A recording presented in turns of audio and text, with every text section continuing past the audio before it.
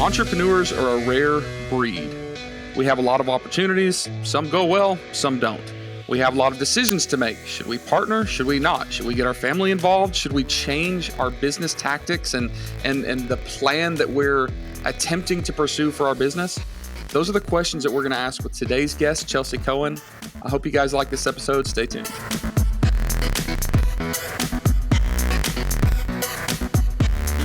Hello, everybody, and welcome to another episode of the AM PM podcast. Today, we have Miss Chelsea Cohan on the line with us.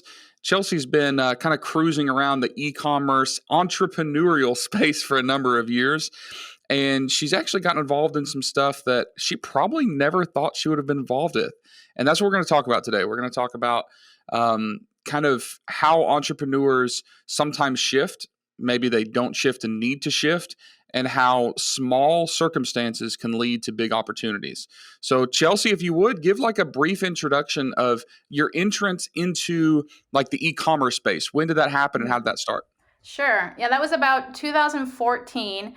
My husband and I had been looking for a way out of the 9-to-5. We had tried, multi-level marketing before, decided that we weren't going to try that again. And then beginning of 2014, got roped into another multi-level marketing. All right. So what were you selling? Was this like a Plexus, We were basically selling nothing. We were selling a membership. So basically discounts. We're selling discounts to anything, like to shopping. And then when we paid the, whatever it was, $100 for the annual website where we're supposed to drive people to our website, I realized that all it was you were paying them to have an affiliate marketing website for you. And there wasn't a lot of savings that was going on. And so it was really a bunch of hot air, and we decided that we needed to get out of that pretty quickly. All right, so keep going. Yeah. Sorry, yeah. Didn't mean to interrupt your flow there. Yeah, no. So then in the probably about March of that year, April, we had heard about the Amazing Selling Machine, this course that people were doing, and people who had never sold online before were making a good bunch of money. And we looked at that and said, well, if someone else can do it, if they can do it, then we can do it. So we got into it. We actually ended up buying someone else's course because we missed the deadline. There was a deadline. It got cut off. So we bought someone else's course with the permission of the course creators. And so we were a month late. So I just kind of booked it. I thought we were way behind everyone, booked it, got through everything. And before we got to the live event, we had launched our product and we started talking to people thinking we were way behind everyone. And most people hadn't even gotten a product. So for us, immediately, we had made our first sale before the event and immediately realized that a lot of people weren't taking action. And that was what kind of set us ahead, is that we just continually took action and, kind of launched from there. Got it. So you started selling online. Mm-hmm. Did your friends, family, did they think you were all crazy? Or, I mean, I guess you came from the MLM world of selling nothing. So maybe this was a step up. Yeah, it's funny because my family, I tend to be able to get my family to do whatever I'm doing. So I got my family to get started with it.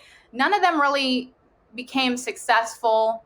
But they all tried. They all had a product. They all, tried to sell something. And a bunch of our other friends came on board, and we had a bunch of other friends who were successful. We actually, Athena Severi was one of the people that was a friend of ours that we got into the Amazon space. And now she's, off creating events and running masterminds and things like that. So we did bring, several people along for sure. When you took this course is, like most courses, it's a 50-step plan. It's a follow these paths to this. So it's very kind of closed. It's very like siloed, like this is how you make money. So were you convinced that this path was the way that you were going to continue to support your family and make money? Was that like what you had in your mind, was this very specific business model? I never really had that in mind. It started working right away. Like our sales started taking off right away.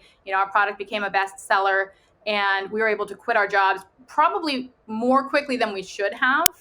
But it was the thing. We knew that e-commerce and entrepreneurship and this field was something that we were going to use to pay our bills and to build our lifestyle. I always thought it was going to be a jumping off point, though. When I started, with the Amazon business, I said, it's going to open up big opportunities. And more I got into working with Amazon sellers and in the Amazon space, the more I realized how many opportunities there were to make money in the ecosystem besides just selling physical products, which I found kind of So fascinating. what were some of those opportunities that you Mm, immediately recognized? And just yeah. in context, I was the same way. I started selling, and then Mm, I used my contacts in China. I started a sourcing company and a shipping company. We had 3PLs here in the US. Like, we were doing uh-huh. all sorts of crazy stuff that we never expected. But what did Yeah. you see as some of the other opportunities in the ecosystem? Yeah. Well, I mean, I noticed one of the things I recognized was that many of the top sellers had either a course, a mastermind, or a software. And so that was something I recognized right away. I never really thought that that was something that I would get into or do. We started helping out coaching people. We got a lot of questions. People were asking a lot of questions. Like I said, we brought a lot of people into this world. And so there were a lot of questions being asked. We kind of became a little, like, in our community, little minor celebrities. And so we hated continually having to answer the questions over and over again, same questions, but at the same time, we wanted to help people. So we put up a free website with a bunch of free videos, didn't really know what we are going to do with it. All we knew was that, give us your email and you'll get access to those videos. And then I started talking about copywriting and realized that people within my mastermind weren't doing the same thing with copywriting that I was doing. And so that was kind of the first time that I found that there was something different that I had, that there might be something there. Gotcha. So copywriting turned into a business? Actually, yeah. So I spoke. At an event about copywriting at the Amazing Selling Machine 2017, and continually was asked by people after that if I would write for them. And I really didn't want to write for them. I really wanted to just do my own business. And then eventually, after 6 months of being asked, I finally stopped saying no and started saying, well, how can I? And so I realized I had a system, I had a philosophy, I had a way of doing copywriting that other people weren't doing that was very effective, and that people would come up to me, having seen my talk, and tell me what their conversion rate increases were, what their sales increases were. So I just systemized that, and basically now I have a copywriting agency, team of copywriters who do that. So that was kind of the first thing that was developed, and it was kind of this thing I fell backward into because I happened to be doing something that people weren't doing. So one of the things that I struggle with is allocating my time correctly. Yeah. I'm very entrepreneurial. I love, chasing rabbits and shiny object syndrome. And I feel like there's a million Mm. opportunities to chase. And sometimes I chase too many. I don't do a few well. Yeah. So how did you handle that at first? Because, you're selling online, you're obviously making some money, uh, selling products, and that takes a lot of time. And yeah. you had an option to continue 100% focus scaling that, Hmm. or even things set up like non-monetizable initially websites with content and start Hmm. a copywriting business. Like, how did you sit down and decide, okay, this is what I'm going to allocate my time to do, and why? Uh-huh. Yeah. So for me, I mean, it really had to do with the delegation. A lot of the work was delegated, and I'm the same way. I tend to try to do too many things. But for me, I was kind of getting a little bit bored on Amazon. Like, that was one thing that I was wrestling with. So I kind of shifted to something that I was more passionate about. Kept my Amazon business going, and my husband helping with running that, and then shifting. And it wasn't a lot of attention because I really wasn't doing any promotion. It was all word of mouth. And it's just recently that I have started, looking at what promotions can be done. So it's really been a side thing. And one of the things that I really like about it, running it on the side, is just that I am able to give my copywriters work, right? I'm able to give them a lot of additional income. And it's really nice to see at the end of the year, putting together those 1099s and seeing how much I was able to pay other people. So I really like that side of things. And then I like the side of things of actually helping Amazon sellers. And that was really what I noticed early on, and my husband as well. Our passion was really helping entrepreneurs. So selling products online, there's not that feedback loop that you get with helping someone to improve their business, to be able to maybe quit their job or find more time for family. Those were the things that I was more interested in. So really, the shift was not so much. it was more so a shift in terms of my interest and my passion. And that's kind of what I based it on, including, you got to include the money, the financial side of things. But that was a big part of it for me. And just to pause for a second, all of you listeners, the reason I think that these questions, this discussion is important is because those of us that are in like an e-commerce business probably didn't plan to be in an e-commerce business. All right. So I'm going to make some general assumptions. Most of us found this crazy opportunity as a side hustle. We don't come from big brands and then say, oh, we also need to sell online. No, most of us, this started as some entrepreneurial adventure, whether it was a YouTube video or a course or a friend or family that got you started into it. And because we are entrepreneurial, we don't necessarily have to be married to one business model. Like for me, e-commerce is not just sell this product to Amazon FBA, rinse, repeat. Like it's an entrance into this giant world with a ton of opportunities.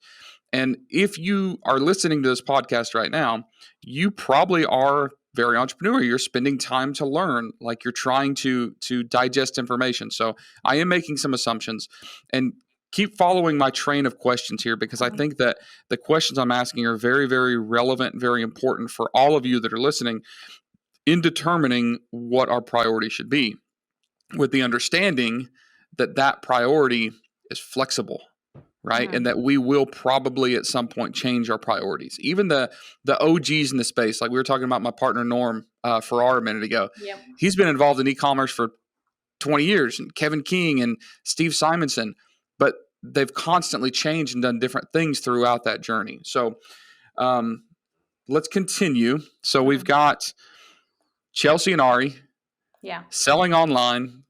You started helping people. You gained an audience. You started a copywriting business that you largely, it sounds like, outsourced, where you didn't, you weren't stuck in the weeds. So continue the story for us from there, the journey. Yeah. Okay. So 2000. So that was 2018, beginning of 2018. Around that same time, I was having trouble with inventory. I noticed that a lot of the ways I was bleeding money were just inventory mistakes. So things like, not ordering on time, or things like ordering too much of something, and taking out a loan to order it, and then paying on the interest and on the storage fees, and all of these little things, running out of stock. They all added up to my profit kind of slipping away slowly but surely. And I realized that I needed to really rein that in and get control of that and stop putting out fires and figure that piece out. And that tends to be something I started to notice about myself. When I am really having trouble with something, I tend to dive like straight into it.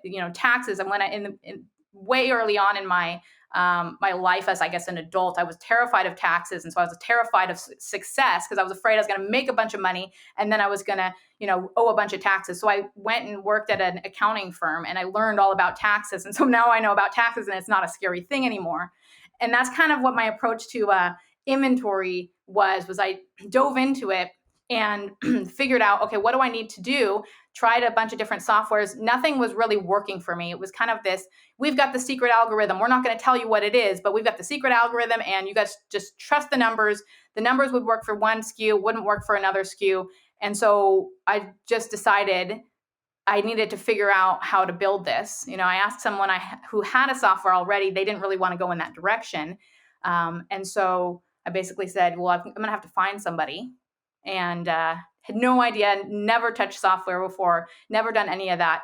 And 2 weeks after I made the decision that I was going to build something, I ran into Dan Fernandez at a small event in Sugar Land, Texas, right outside Houston. He wasn't even supposed to be there. He was a last minute addition. We were both speakers, hung out the weekend, and he kept complaining that he was so bored and he needed a new SaaS project. I'm like sitting here going, wow, I need someone to build me something. So we kind of hooked up there. Let's fast forward just a tiny bit. You now own SoStocked, which is an inventory management tool for Amazon sellers, correct? Yeah. And what's interesting is I see a lot of the very successful spin-off businesses from the e-commerce business, but also people that just know the industry are always involved in software. Automation, data, analytics, all that stuff is important.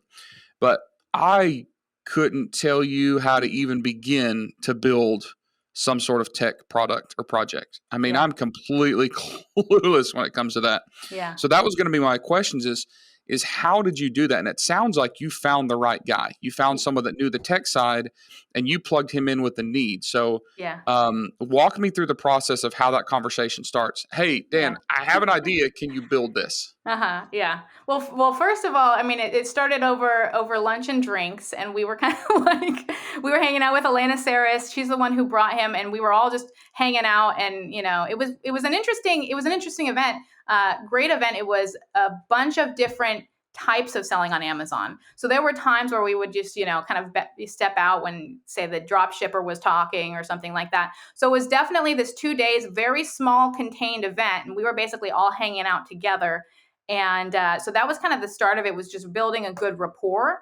And then he just continued to say over and over again that he wanted to do a new project.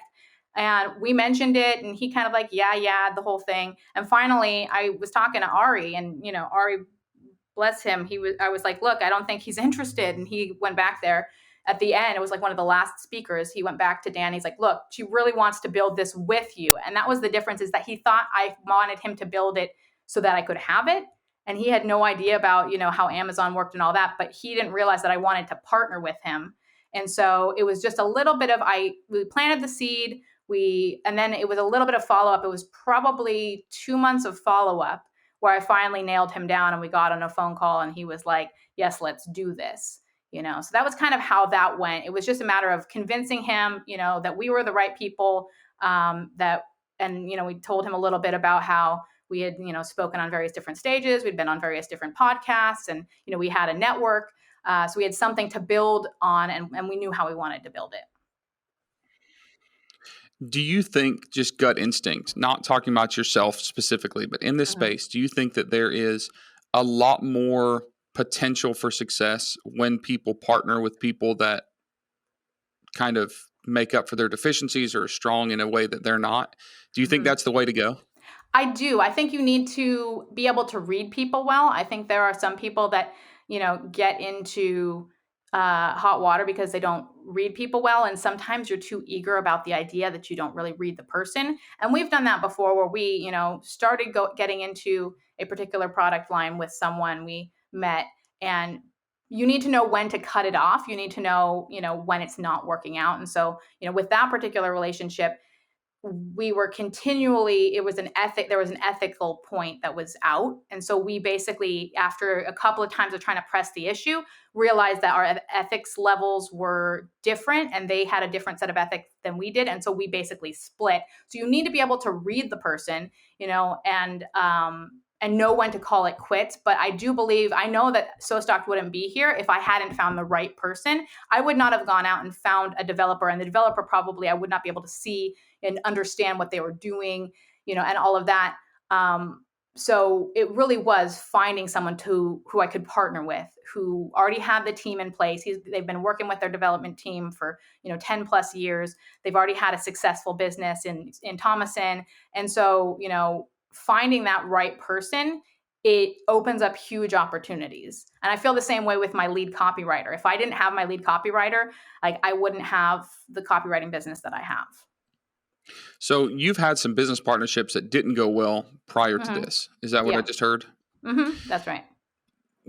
I see so many people terrified of partnerships because they hear of those stories. And I have had great business partnerships, and I've had horrible business partnerships that left me like depressed and anxious and, curled up crying. How do you like really think about the time frame or the merit or the criteria for a new partner, knowing what you've known now? And let me back up and put this in context. I see a lot of people that are getting started in the entrepreneurial space, and they know that they're just not good at some things and they are great at others. So they need to find partnerships. And I have sat in rooms, or I've sat even in other countries, where people spend a few days together and they think, man, this would be great if we partnered up on this. But there's always the question, like, how do we know if, one, we as an individual are ready for partnerships, or if we're going to get along with these people, or if we really do, create this balance that's needed. And having gone through some successful partnerships and some poor partnerships, what advice would you give to people to start identifying if they're ready and if a potential partnership is going to be a good one? Mm-hmm. I think it really is about laying everything out. It's kind of like, you have the verbal contract, and then you actually can put it on paper and know how you would walk away from it. Like in this one partnership that I mentioned, they had put up all the money. They had no Amazon expertise. They were asking for us to come in. It was a woman's product. And so they were basically putting it all up, and all it was for us was our time. And so it got to the point where, like, you know what, we could just easily walk away from that one. If there's money involved, where you're both putting in money or you're both have an asset, and it's harder to dissolve something like that, I think it warrants a lot more time. You need to, I think, I mean, time doesn't necessarily have to do with it, but I think it warrants thought. You have to really sit down and talk about, okay, well, what are we agreeing to? What are you expecting of me, or what are you wanting to get from me? It's kind of like a marriage. A lot of people get into marriage without, talking about, what do you want me to, what role do you want me to have as a wife? What role do you want me to have as a husband? It's that type of thing. It's what role should I have in this partnership? What are you expecting from me? That way I can't disappoint you, because you didn't let me know. And so I think it's laying down those ground rules and then saying, okay, what happens? How do we dissolve this? If it doesn't work out, how do we see this being dissolved? And I think too many people jump in and they're too eager, and they are only thinking about, the best case scenario, and they don't really have a plan, and they don't approach it from a very sane and strategic viewpoint of, actually creating a business partnership. Yeah, makes complete sense. So you found Dan. Mm-hmm. How did you actually start the process of trying to explain to him, who's a tech guy and you not being a technical person, how this product is supposed to look? Yeah, I first started by sketching some things out. I don't remember what tool I used. Maybe I used Canva or Paint, or I think I used like Keynote or something like that. And I sketched out, what the tool should look like, what we should have. So one of the first things I recall doing was a Kanban view of, tracking your products from, production into, shipments. And, so we had that Kanban view. I also had some stuff laid out in Airtable. I had originally started to use the tool Airtable to try to figure out what to do. So even if you go into the software now, a lot of our dashboards are Airtable based. So you can customize, you can remove columns, you can change the position of columns, you can filter things. So it was really a combination of, sketching it out and then also showing how it would look if you had it, inside of, a Kanban view, as well as like an adjustable spreadsheet like Airtable. Is this something that you always felt was going to work? Like, once you started this conversation, did you always feel confident that So Stocked was going to be a legit service or a legit product that people were going to like and you're going to be able to make money on it? Or was there ever any doubt, like, oh my gosh, this thing's falling apart? Yeah, so there was one point. The whole time I had tons of confidence. I was always, I always tell Ari, we're going to be millionaires. We're going to sell it for all this money, and you always want to think that. And so I had that belief for the entire duration, for the 2.5 years, except for one period of time, and that was 6 months after our initial beta launch. We had a beta launch, and we've never done a free trial. So we had these guys paying for this beta. They came in, they paid a very reduced rate. And some of them we didn't even know. It wasn't just, friends of ours. We had them paying, and at one point we just kept getting the feedback that the forecast was not working. The forecast dashboard wasn't working. We always built it on this idea that it was adaptable, understandable, customizable, but it was still using an algorithm, and that wasn't working. So we basically had come to the conclusion that the entire, year and a half we had taken to build this forecast, we actually had to start from scratch, rip it out and start again. And we had to hope. Luckily, we had only launched to 25 people, and we had 25 people. We had their feedback. If we had done a free trial, forget it. The bad taste would be all over, the entire industry. So that was fortunate. We ripped it out, we redid it. And the person who had said, we'd actually got spreadsheets from people. We said, send us your best spreadsheets. How are you looking at this? Because if you can do it in a spreadsheet, everyone goes back to spreadsheets. They try the software, they go back to spreadsheets. And in the space, that's just basically and generally the way things go. Sellers try inventory softwares, and then they go back to spreadsheets. So we took spreadsheets and we looked at what is working and what is not working, and we baked that into the system. We redid it, took about 2 months to redo the forecast, but after that, we put the new forecast in, and then word of mouth started taking off. We had masterminds that were starting to refer us. We started, hearing the same masterminds over months and months and months, continuing to send people to us. And we realized that we had gotten something right. So it was that point where we had to completely rip out everything that we had, created, the foundation, which was the forecast. But if we had not listened to the sellers, which is one of the things we pride ourselves on now, listening to the sellers, we would have probably been dead in the water at that point. I know at some point, and we keep mentioning your husband, Ari. At some point, you had to make the decision to bring your husband in and start helping. Mm-hmm. And that's also a conversation that is had a lot of times with people, not just like, how do we find partners, but do we work with family? Yeah. And that's a tough topic because, ideally we want to work with our significant others or with our spouses or even with our children, Mm-hmm. because that sounds fun, but it's not always easy. Yeah. Talk about some of the struggles that you've had. Mm-hmm. And then talk about ultimately why it was a good decision to bring Ari on full time with this project. Mm-hmm. Yeah. I'd say it's my husband's very easy to work with. The only thing, since we started, as I'm getting more into stock, we kind of started, being a little bit separate in terms of our work life. I did have to convince him. I sensed some hesitance in him coming in, and I was trying to, pinpoint, well, what is that hesitance? And finally he came out and he was like, well, I don't know if I want to work with you. You're not so nice. And like, I realized that I'm very hard on him. Like I assume that people are going to pick things up like that.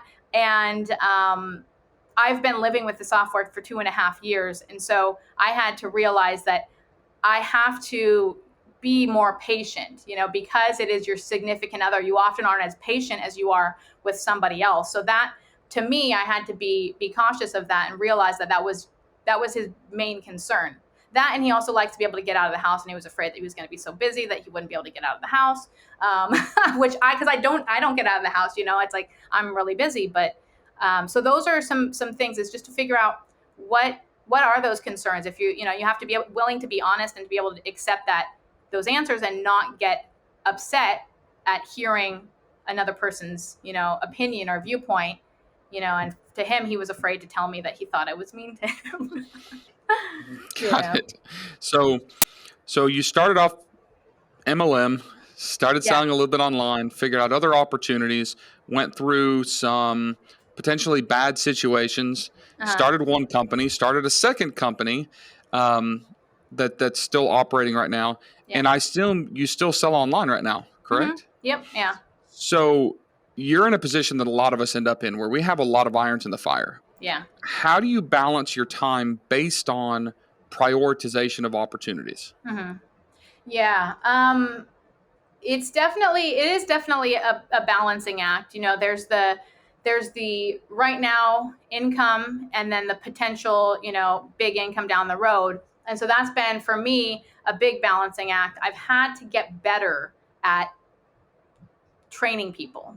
I really noticed that has happened in the past, say, 6 months to a year, finding good people, knowing what you need to do to hold on to them sometimes. And there are really good people that you can find now, VAs who have lost their jobs due to COVID and are just superstars. And then it's just a matter of, being able to take the time to train them. And sometimes it's just filming a video, sending it to them, and then, course correcting as they go through the process. So that's really been it for me, has been finding those people and having that balance. But there is segmentation that has to happen between the stuff that's paying my bills and then, the machine that we've built that's just kind of barreling down the street at top speed, growing, and, is all the potential or the latent potential income. Got it. So it sounds like you didn't really give a very clear answer. Yeah, So, I guess, so let me yeah. ask you this. Yeah. Let me ask you this. Is it still up for grabs?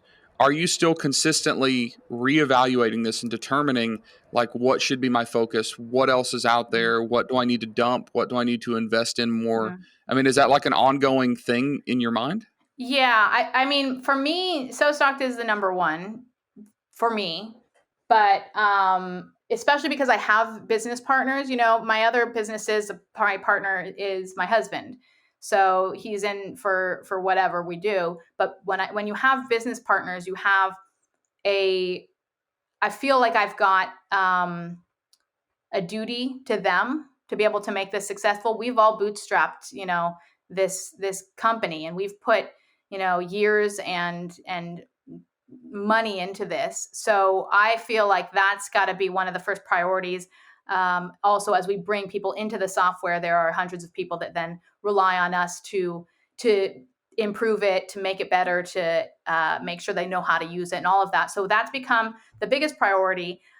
I do start to look at what can I dump, what tasks, can I do, what obligations do I need to let go of, right? I'm very good at overcommitting myself. So I've become a lot better at not committing myself to things and not feeling bad about that, because you have to know what your priorities are. And I guess you have to align your priorities based on what's most important. For me, So Stocked is most important right now, but in terms of what's paying the bills, it's, you know, I feel like I'm in this growth stage to a point where I'm making decisions that are for So Stocked and not necessarily for right now immediate income.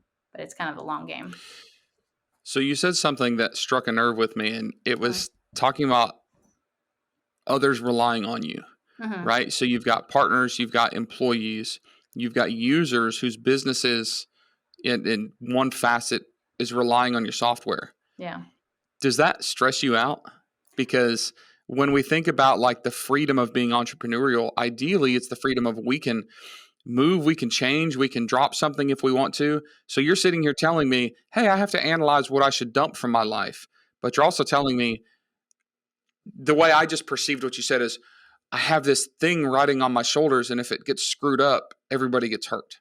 Maybe that's just my perception of how my brain works. And I've done that when I've gotten involved in organizations with more people and I was the head guy and I had investors and I had like the anxiety was crushing because I felt trapped. I felt like I can't walk away from this because other people are relying on me for this thing to succeed. And when things don't go well, it's just debilitating. So how do you and the reason I'm asking this, you just said two things. You said, hey, I'm analyzing what I can dump. I got to be flexible. But then in like the same comment, you said, hey, all these people are relying on me. How do you Uh-huh. balance that? Yeah. And I agree, because when I first decided that I wanted to find something and then ended up finding, selling online, I decided that I wanted something that had time and location freedom, right? Time, location, and financial freedom with no clients, employees, or bosses. That's what I wanted. And I found Amazon, but it's like, eventually, if you're going to grow anything big, you need employees, you're going to have customers or clients of some sort.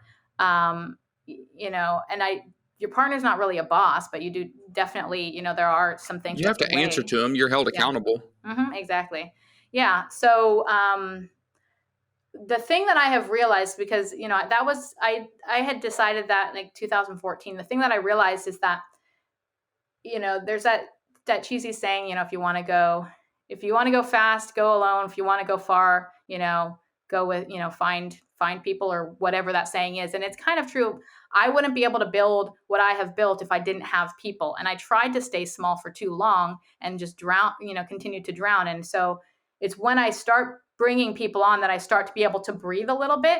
And I think that stress is probably just not outsourcing enough, because a lot of the stress that I have is because I'm doing too many things on my own. So I think that, it definitely is something to kind of keep in mind. But I think if you really want to grow something big, you do need to bring people in. I think I agree with that. And if you look at the things I've been doing recently, it all lends towards that. Just it's kind of one of those go big or go home. And the other thing that I'm having to realize is everything that I do with business doesn't necessarily determine like how people judge me personally.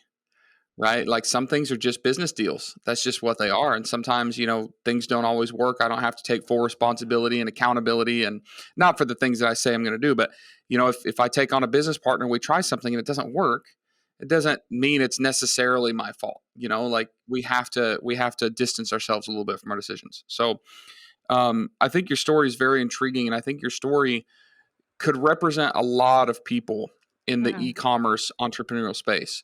Um, when it comes to balancing multiple things, when it comes to balancing working with family, when it comes to moving on to different opportunities, not always bigger and better, but just different. When it comes Yeah. to bad partnerships, when it comes to having to dump some things.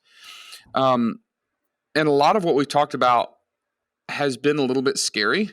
Like Uh-huh. we've talked about some of the stress and the pressure, but what do you see like forecasting the opportunity in the e-commerce world for people that want to create freedom, make a living, build something of their own? Do you think that opportunity is becoming greater, or do you think that ship has sailed a little bit and maybe there's less opportunity than there used to be? I think in terms of selling, I think it's more challenging than it was obviously when it was a little bit more of the Wild West. You have to learn more and know more. I think there's a lot more information and a lot more access to data out there. There's a lot more tools than we used to have. So in some ways, it has become easier to figure out. But there is a lot more noise. I think that it if someone isn't dead set on just growing a brand, I think there's way more opportunity because there are way more sellers and there are way more people coming online. There are way more people shopping online. I mean, especially with what has happened in the past year, there's a lot more market to be had, and there's an even larger market of people who can service those people. And I think that's a huge part of things like warehouses and services and software. There's an open field for businesses that can be created to meet a need that serves primarily e-commerce sellers. Gotcha. So you're standing on a stage right now, and I usually kind of in these podcasts like this, standing on a stage talking to tens of thousands of e-commerce sellers. They're all trying to learn. They're all trying to pick up little bits of information to improve their lives or their businesses or their skill sets, whatever. If you had to suggest one book that everybody should read, that book may have been very impactful for you or impactful for others around you. What is the book that everybody should get a copy of and read right now? Uh-huh. I would say the book, The One Thing. It's about it busts the myth of multitasking. And for me, that was a big deal because I pride myself on this idea of multitasking. And the whole premise is, what is the one thing such that by doing it, everything else becomes easier or unnecessary? And if you ask yourself that question every day and you just do that one thing, you're going to move closer to your goal. Whereas if you continue to multitask, you never get anything done. There's a concept called context switching, and it means basically how much time does it take you to reshift your attention onto a task, when you're shifting between tasks, when you try to get too much done in a day and you end up getting nothing done. So made me much more effective. And I think it's something that, we all need to be reminded of on a regular basis because, I still battle with that. Well, I've written it down. I'll get it. I'll take your recommendation, but I'll be honest with you, it terrifies me because sometimes I hate accountability, and just you describing the context of the book, which was focusing on one thing, scares the hound out of me because I know it's Uh-huh. going to make me have to question my everyday actions, Yeah. and in Yeah. multitasking, do a lot of stuff. So, Chelsea, if people wanted to follow you, find out more information about you, where could they go? Mhm. Where could they find you? Yeah, I mean, I'm on Facebook, so just Chelsea on Facebook, Chelsea Cohan. You can also find us on SoStocked.com or SoStocked Facebook. I answer the communication in the Facebook messages. You can reach us there, and then I'm on LinkedIn as well. Okay. Well, thank you so much for Chelsea being on. Thank you so much, Chelsea, for being on. I think I said that weird, didn't I? Um, and I look forward to seeing what you have coming up in the future. And everyone that's listening, go and follow her. Give her a like on her Facebook page, and give us a like on our Facebook page, AMPM Podcast. Give us a review on whatever platform you're listening on, and we will see you guys on the next episode. Awesome. Thanks for having me.